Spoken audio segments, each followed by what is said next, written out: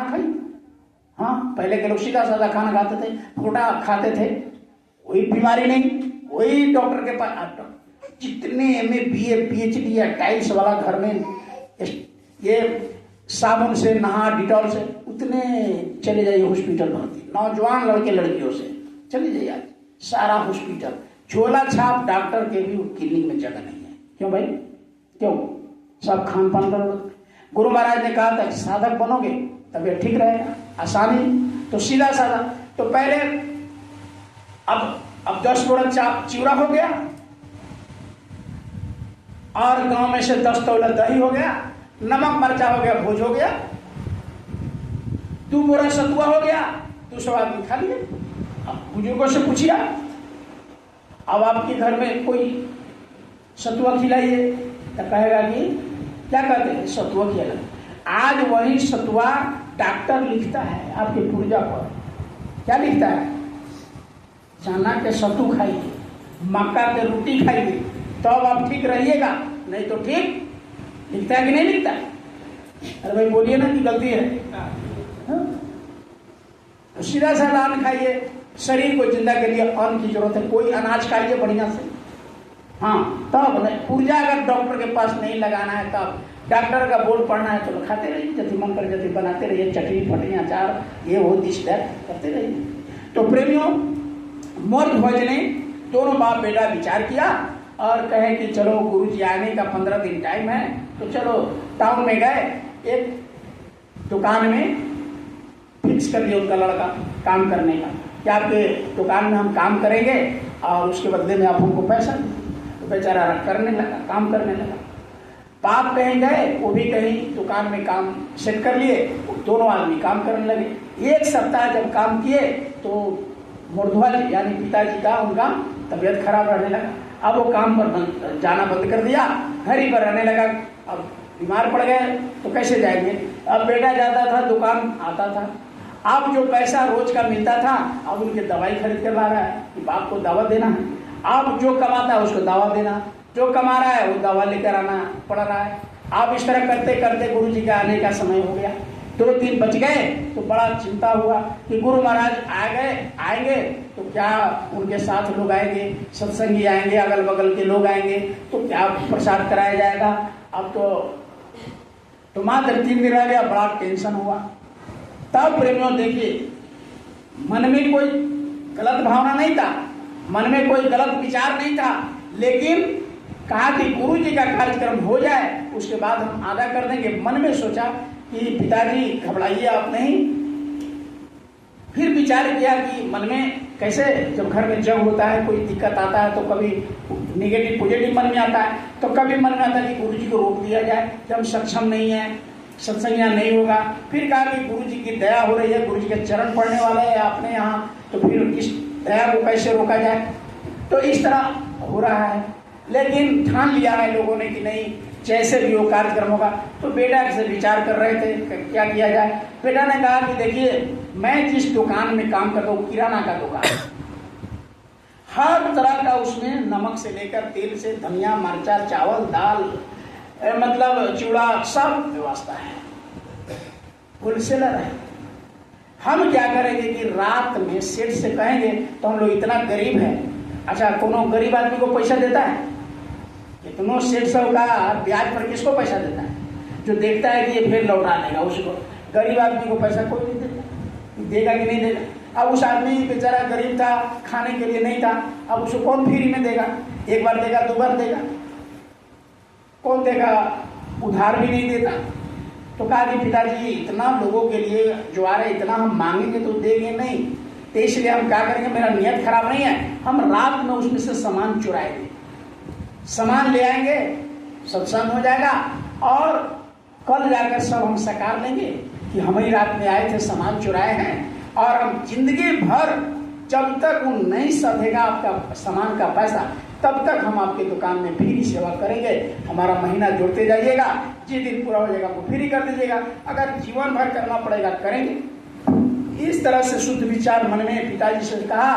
तब पिताजी कहा कि तब बेटा दूसरा उपाय नहीं है, ठीक है, लेकिन तुम्हारे नियत खराब नहीं होना चाहिए, क्योंकि हम लोग गुरु के शिष्य हैं। कहा कि ठीक है, बात विचार बन गया।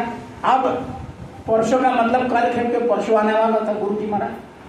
आज रात में विचार किया, रात में गया मार दिया से पहले लोग चोरी होता था तो ईंटा दीवार मिट्टी का होता था, इतना काट दिया, घुस गया कहीं से काट दिया, ईंटा के थोड़ी होता था पहले, तो उन्होंने इसे खंदी मार करके होल कर दिया दुकान में और घुस गया। और सब सामान बावर्ची को बुलाया कि कितना तेल लगेगा, कितना मिर्चा लगेगा, कितना मतलब ये चावल लगेगा, दाल लगेगा, जो भी भंडारे में सामान लगने वाला था सबको खाना बनाने वाले से लिखवा लिया था। और उतना पुर्जा मिला करके रख लिया। और पिताजी को कहा कि अब सेन के बाहर रहिए, सब दुकान के भीतर से बाहर करने लगा। कहा कि सबको बाहर करिए, सब बाहर करते गया, सब सामान बाहर कर लिया। कहा कि ठीक है, कहाँ ठीक है। अभी बाहर घुसा, सबको अपना ढूंढा के रात में कहाँ ले गया ना, कहाँ ले गया, अंडारा में ले गया, अंडारा में ले गया। कहाँ ले गया, हरे ले गया। हाँ, अब कभी कभी हमको लगता है कि हम ही खाली बोल रहे हैं, आप लोग चुपचाप सुन रहे हैं, हम क्या बोल रहे हैं सो आप नहीं समझ रहे क्या। हमको कभी कभी ऐसा लगने लगता है, इतना ना आप गौर से सुनते हैं कि हमको लगता है या तो सो गया है और तो समझ नहीं रहा है। इसलिए हमको कभी कभी इसलिए हम टोकते हैं बीच में। कहाँ ले गया वो, घर ले गया, घर में रख दिया। अब पुर्जा मिलाया तो नमक छूट गया, अब कैसे होगा। बिना नमक का ना सब्जी बन सकता है ना दाल बन सकता है, असली इंपॉर्टेंट चीज छूट गया। कहा बिना ना नमक तो लाना पड़ेगा, नमक के बिना तक काम, अरे दूसरा चीज छूट जाता तो वो आइटम नहीं चलता, लेकिन नमक के बिना तो काम नहीं चलने वाला। तो कहा कि चलो कि अब तो भोर होने लगा था, रात भर निकालते निकालते सामान सजा तो भोर होने लगा था, अब लोग उठने का टाइम हो गया। कहा कि अब तो लोग उठ जाएगा। अच्छा कहा जल्दी चलिए जल्दी। अब जल्दी दोनों बाप फिर गया, फिर घुसा हुआ आदमी जाकर दुकान में से नमक निकाल करके बाहर किया। तब तक हड़बड़ी में जब दुकान में घुसा जाके ड्रामे से लड़ गया, जल्दीबाजी में गया लड़ गया, आवाज हो गया, बगल अगल के लोग कथी। तब तक उसका सिपाही जो सेठ का जिसका दुकान था उसका सिपाही सुतल था, जग गया। दुकान में घुसा तो देखा कि आदमी में घूम रहा है, और उसके हला किया चोर चोर चोर चोर। अब सोचा कि अब तो पकड़ा जाएंगे तो गुरु जी का भेज जाएगा। बाप का कि बेटा भागो, छोड़ो जल्दी भागो। तो नमक फेंका कि धरिए ही नमक, और गर्दन निकाल लिया भागने का। तब तक भीतर से क्या किया, वो जो सिपाही था सेठ का जो दुकान का रखवा, वो कहा जब पैर पकड़ लिया। अब पैर खींचने लगा, इधर बाप खींच रहा, उधर चोर, उधर कौन खींच रहा है, सिपाही खींच रहा है। अब इधर खींचते खींचाते बाप में तो तबीयत खराब था बेचारे के, अभी से कुछ दिन पहले से दवा पर चल रहे थे। अब हार गया, अब देखा कि अब बेटा हमसे नहीं खींचाएगा, भीतरे खींचाने लगा। तो कहा कि तो पहचान लेगा तो गुरु जी का इज्जत जाएगा। कल सत्संग में कौन आएगा, कह रहे जो करा रहा है असली चोर है, फलना के दुकान में चोरी किया, तो बड़ा ही ले जाएगा। कुछ नहीं समझा, पहले लोग चक्कू रखते थे पॉकेट में, तत्वन कटना है, कुछ भी कटना है, पहले किसानी करते थे लोग, चक्कू निकाला और बेटा को काट दिया, गर्दन काट दिया, सब छक से उड़ा दिया। और गर्दन को लिया, नमक को लिया, भागा, धड़ भीतर चल गया पैर, और मुड़ लेके भागा, जा करके जल्दी से जाके घर में छुपा दिया, सिर को लपेट उपेट के यूनिवर्सिटी से रख दिया, नमक को जहाँ खाना बनना था वो सामान में रख दिया, चुपचाप अस्थिर हो गया कि लोग जाने नहीं कि यही है। चुपचाप कहाँ हुआ, इस तरह ऐसे हुआ वैसे हुआ, चोरी हुआ है हुआ, गांव के लोग हल्ला करने लगे। अब सेठ को तो जान प्राण, सेठ जब जाना का चोर तो भाग गया, मुड़ होकर साथी से लेकर भाग गया, लेकिन उसका धड़ रह गया। अब प्रेमियों सेठ को डर हो गया कि पुलिस आएगा, छापेमारी करेगा, लाश जब देखेगा तो जुल्म होगा। अब वो सोचा कि भाई, जब सिपाही को कहा कि लाश को खत्म करो, सिपाही का मतलब पुलिस नहीं, सिपाही पहले होते थे हर सेठ साहूकार के घर पर, एक उस आदमी का नाम सिपाही रखते थे। कोई सामान ले जाना है, कोई कुछ कहना है, जाना को बुलाना है, हजाम को बुलाना है, कुछ एक सिपाही रखते थे आदमी को। तो वही आदमी था कहा कि भाई इस लाश को पहले छुपाओ, नहीं तो पुलिस आएगा, मतलब लेने का देरी पड़ेगा। तो कहा कि इसको कैसे छुपाया जाए। कहा कि इस गांव में बड़ा सात्विक आदमी है, एक सत्संगी है, उसी को बुलाओ, मूर्ध्वज को। वो बड़ा सीधा साधा आदमी है, वो नहीं पुलिस से गलती कहेगा और वही इस लाश को छुपा सकता है। नहीं तो सब तो गांव में दुश्मन है मेरा, धन संपत्ति लूटने पर लगा हुआ है सब। तो कहने का मतलब थोड़ा आगे बढ़ दीजिए, आगे आइए। तो सरकार ऐसा हुआ कि अब मूर्ध्वज का नाम लिया कि वो सीधा साधा है, किसी दुनिया से मतलब नहीं रखता है, भक्ति करता है, अपना खेत का काम करता है, किसानी का काम करता है, साधारण आदमी है। उस आदमी को इसको उसके घर में छुपवा दो, नहीं तो पुलिस हला हो गया सब लोग। अब गांव के अगल बगल भी पटदार अगल बगल भी तो होता है कि भाई भले ही पकड़ा जाए। अब इनके डर से सेठ डरने लगा, कहा कि जल्दी इसको छुपाओ। जा करके मूर्ध्वज को बताया, मूर्ध्वज साहब आए, कहा कि हाँ इसको इस लाश को छुपाना हमारा बहुत बड़ी बात है, हम तो ऐसा जगह छुपा देंगे कि कोई नहीं जानेगा। कहा कि ले जाओ जल्दी जल्दी हटाओ। अब सुबह का टाइम था, फट उसको कोई व्यवस्था किया और ले जा करके अब उनको लाशों मिल गया बेचारे को। अब लाश ले आया, माथा को मुंह तो अलग था, अब धड़ ले जाके कोनो घर में, वो घर में मूड़ और शरीर को धर दिया। कहा कि गुरु जी का सत्संग हो जाएगा तब तो बेटा को दफनाएंगे, काम क्रिया करेंगे, पहले गुरु महाराज का काम हो जाए। प्रेमियों इसको कहते हैं भक्ति, इसको कहते हैं भक्त। अब घर में सिकड़ी चढ़ा दिया, पहले घर में पति थोड़ा था ताला चाहिए, सिकड़ी चढ़ा दिया, बात खत्म हो गया। पहले तो ताला भी नहीं था, तो सिकड़ी चढ़ा दिया, कह दिया कि इसमें कोई नहीं जाएगा। अब इधर काम होने लगा, भंडारा बनने लगा, मंच बनने लगा, गुरु महाराज के आने का समय हो गया। इधर सब भीड़ भाड़ होकर इस तरह से सत्संग जारी हो गया। सत्संगपुरी में बड़े धूमधाम से गुरु का महाराज का हुआ, बड़े वहाँ क्षेत्र में बड़ा नाम हुआ कि बहुत अच्छा सत्संग हुआ। बहुत सब लोग जो लोग आए खाए पिए और सत्संग सुनकर के बड़ाई करने लगे। जब सत्संग खत्म हो गया, सारा लोग चला गया, अब गुरु महाराज के जाने का समय आया तो कहा कि सरकार भोजन भंडारा करते जाया जाए, भोजन कर लिया जाए। तो गुरु महाराज का हाँ लगाओ पत्तल लगाओ, सब लोग खा लिए तो पत्तल लगाओ। भोजन भंडारा के लिए सब लोग बैठ गए,